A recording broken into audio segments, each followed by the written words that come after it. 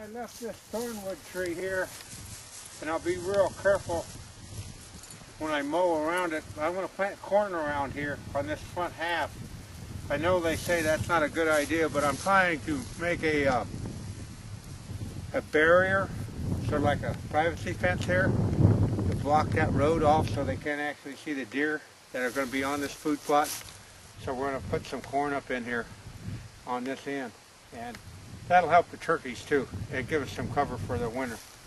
So I left that thornwood tree there for a blind and for an observation post that I can climb up in there and still be plenty far away from the deer to observe them.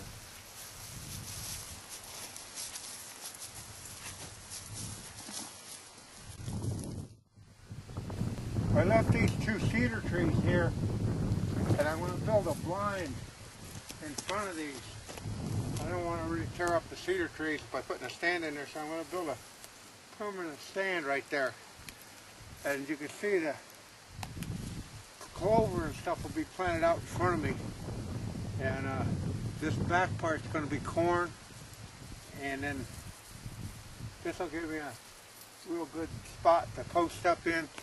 And you got a nice wind, you'll be able to hunt right there. And gives you a little backdrop if you put a turkey blind up in there. Makes you feel a little more secure. You might not need it, but I'm still going to have it. Because the deer will be coming from over there. And they'll be coming out of the timber, and hopefully we'll be posted up in front of them.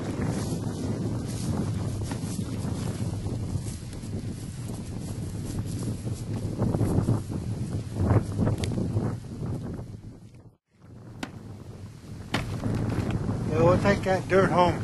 It's a little wet right now, but we'll take it home and dry it out, and then we'll get it dried out, get some air to it. Now down here I want to show you something we did. We took these trees out last week, and because there were some scrub trees in, and I wanted to utilize this whole area. So that's what these bald spots are dirt. But like I said, this is March 27th. And we'll try to keep an ongoing deal of how this food plot develops throughout the year 2011. So come on down and I'll show you an ambush spot I made.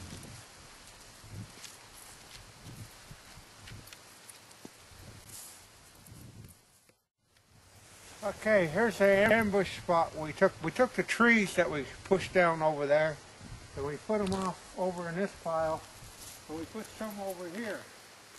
Now the object of that is there's a main deer trail coming right through here, and this is going to be our food plot, one of our this is what they'd call the destination plot. Not so much hunting, but it's going to have a lot of food on it. We'll probably have a good 3 acres of clover and mixed variety in here. So it's going to pull those deer out of there, and then what we're going to do is with this little ambush spot over here, if I want to, I can put a blind up in here.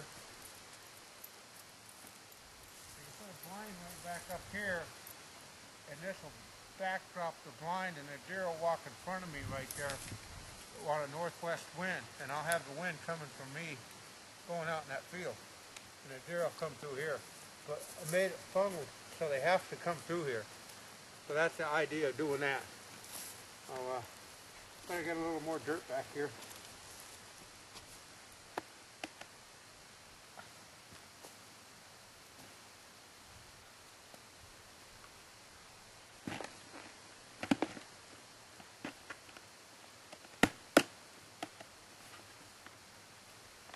I think that's enough dirt.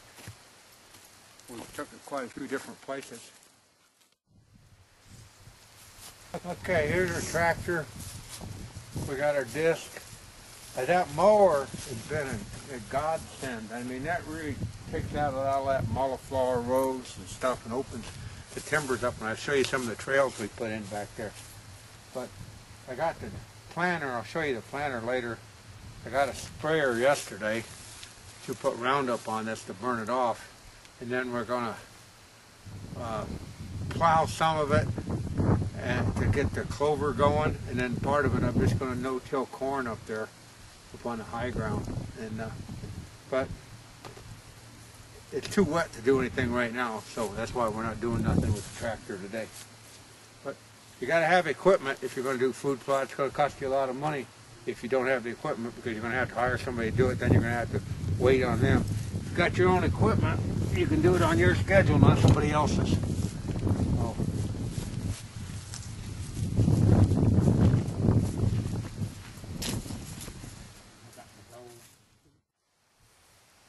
Yeah, I left this tree here too, because this is a probably a traditional scrape tree out in this pasture. It's got a couple real good scrapes here. And deadpans over here. What we did over here, we got 2 oak trees right over here. And this trail was a main trail. And you can see where I sawed them limbs off. And we're going to use those for southwest wind stands. And we're only like 22 yards from this trail, from that oak over there. But I didn't want to tear this tree down. It's an Osage orange, or a hedgerow tree, and it grows those hedge apples. And deer eat those hedge apples anyway, so it's a food source. But it's got 2 nice scrapes here. They've been here all year. Got fresh poop here in March, so they've been back in here. They know they're using them quite a bit. But Elsa told me not to get in too big a hurry, because if you start knocking down too much, you can't replace it. So you sort of got to study what you're doing before you do it. You don't want to just get carried away, bulldozer Bob mentality, and knock everything down. And then you have to start over again. Well, 61 years old, I don't have that many years to start over again, so I'm trying to utilize what's already here. And that's why this tree and those 2 cedar trees and that thornwood I left up there. So observation point, blind, plus this is a natural scrape area right here. So hopefully that'll come through. We'll just have to see what it plays out in November, October and November, hunt season, and see if our plan comes through. But you know, you got to start your hunt. Well, it's a never-ending hunt. You know, most people got a bow and arrow. They want to go bow and arrow hunt for a month. If you really want to bow and arrow hunt and you really want to get into hunting, it's a 12-month hunt basically, and you're just setting up the ambush spots.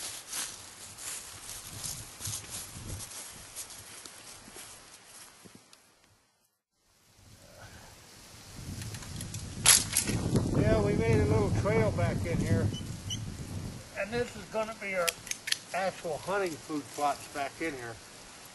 We're not going to plant these until August, because there's no need to have, they'll have plenty of food here in spring. But we got some food plots back in here, but we got them cleared out, and we'll wait until August, and I'll come in and tear up the ground and plant some winter food for them. Made a nice trail down through here.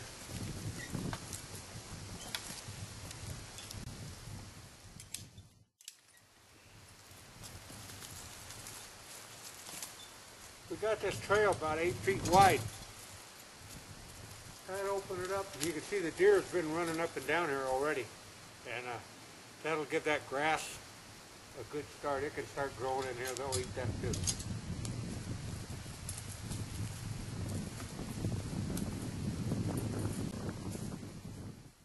Limb right here, and you can see this scrape. It's like a licking branch more than a scrape. It's got brand new deer tracks in it. And we filmed quite a few bucks that, I don't know how many different bucks came into this scrape last year. We didn't hunt this property last year. We just videotaped it. And this ridge runs east and west right here. And so we cut some trails in, but we left this scrape here, and they're still using it. Because down yonder we got a tree stand on this trail, and it's not right on the scrape, but you know, hopefully it'll pan out on a northwest wind. We got a good stand down there, but they're still using that scrape. Deb, you want to show them how that's still tore up pretty good? Sammy's using it now. Come on, Sam.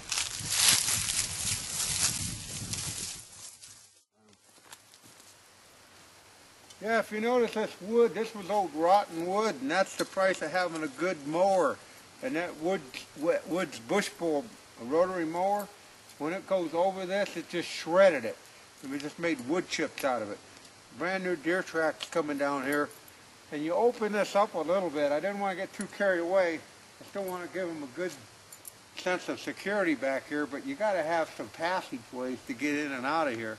And this will stimulate new growth, and quite a bit of different things can happen here. And I'll come back in here in the fall, and I can tear this residue off and get it down to the dirt, and we'll plant some wintergreens or stuff in here. But that's the nice thing about having it.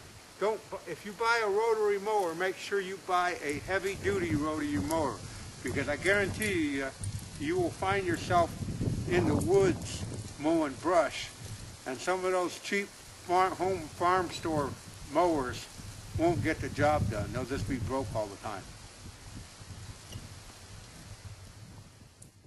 New deer tracks where we cut that trail in, so they've already started running the trail.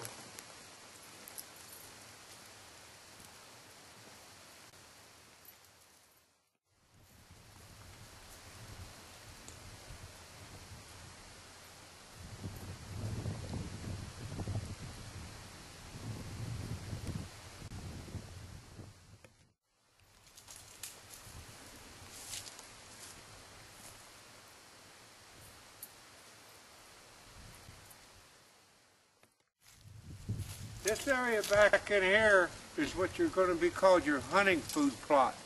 That one that we just left out there in the wide open, that's going to be a big destination food plot, as they describe.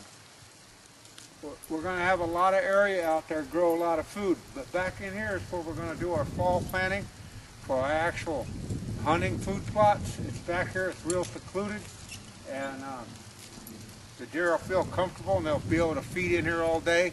Plus during the rut, that'll draw the does in and the bucks will follow. And it's just a nice area. You got no canopy right in here, so plenty of sunlight can get in here and get the stuff growing. And we'll come in here in August when the ground temperatures are warmed up, and it'll only take about 45 days and we'll have a pretty good stand of Baracus or food plot or wintergreen type situation to where that'll last all winter, and they'll really want to feed and concentrate back in here and feed up. And it'll help the deer herd. Down here I got a stand site already prepped.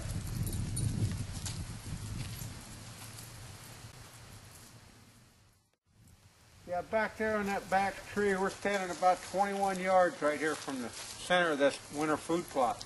So we got a nice oak tree back there that we got cleaned out already, and I'll be able to put a ladder stand up there, and that stand there will be a southeast east wind or a real calm morning. A lot of you people don't set enough east wind stands, and you know, granted the dominant wind's either northwest or southwest here in Iowa in the fall, but I've seen a lot of Novembers where you've had a lot of southeast wind stands. I've killed a lot of deer on southeast winds. So that'll be a beautiful southeast wind all day stand. I can get in here. There's a scrape right down here at this pin oak tree. They come up out of the bottoms up on this ridge top, and they're going to be able to come up here and bed and feed. And we're way back off the road in a real hidden, secluded spot. So keep in mind, we're not putting any minerals or any commercial attractants in here. What we plant these food plots, it's going to help turkeys, it's going to help all the wildlife, plus the deer will be able to feed up. But you got to start your hunt before the day of opening season. It takes a lot of time and a lot of work, but it's work that you love to do. So it takes the work part out of the equation.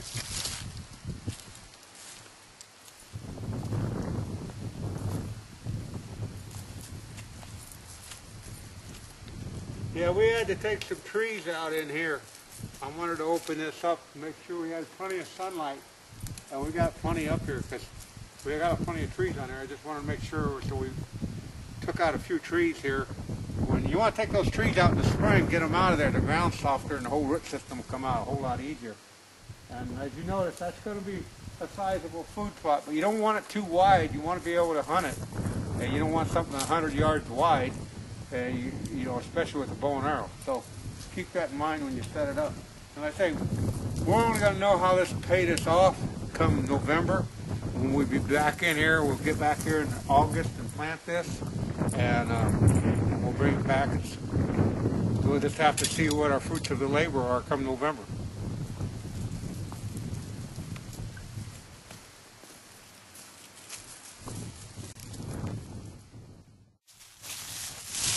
What we're going to do here is I'm going to flag this tree, because it looks pretty obvious right now.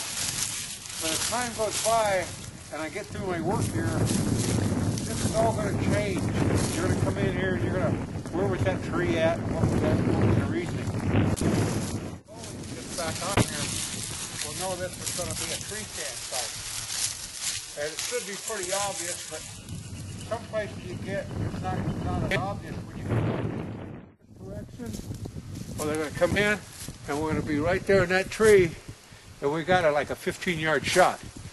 But and it's really going to be secluded with that other tree. I put a ladder stand on there, and that's really going to work nice, because this is all going to be food plot right up in here, all through here. But now we know that's going to be a tree stand site.